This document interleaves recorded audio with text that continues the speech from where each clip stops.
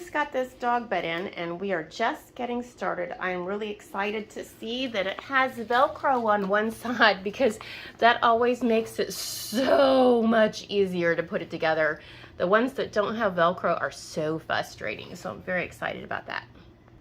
Okay, this looks pretty easy. You've got everything is labeled and marked, A's, B's, C's, and D's, and according to the instructions, A and B go together, C and D go together, and then we put it in the corners and we stick in the feet. And I have to say, the feet are very nice, rubber, and this is a metal frame. This is a super nice frame. So I find it much easier to use a rubber mallet to put it together, just to make sure it's nice and sturdy. So I'm gonna go grab a rubber mallet. Okay, so far so good. Just tiny little taps here and there, and it all went in. So now I just gotta get the last piece on.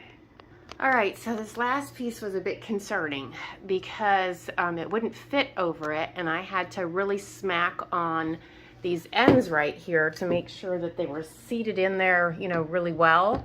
I had to smack pretty hard. And the reason that's concerning is that the joint pieces are plastic, but these pieces are metal. So these aren't gonna break, but this might break. And this would not stretch over the pole, so it's really too short, or it's been not measured correctly or not sewn correctly. Because if you look right here, you've got a pretty big gap right there, but if you look down here, you got a pretty small gap.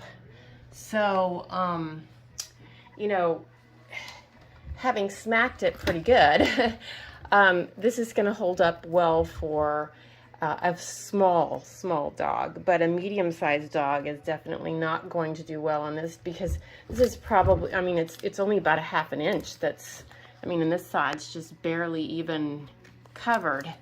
And I was pulling pretty hard. I mean, if I can't get it with pulling hard, it's too short. So it needs a little bit more space there. And again, I smacked on these pretty hard to make sure that they were seated in, and I pulled on this several times. So yeah, I'm a bit disappointed in the end result.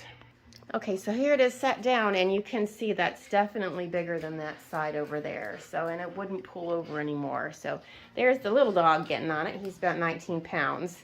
So I think as long as he's the only one getting on it, we'll be fine. But we have 30 pounds and we have 60 pounds over here, so they're a little concerning.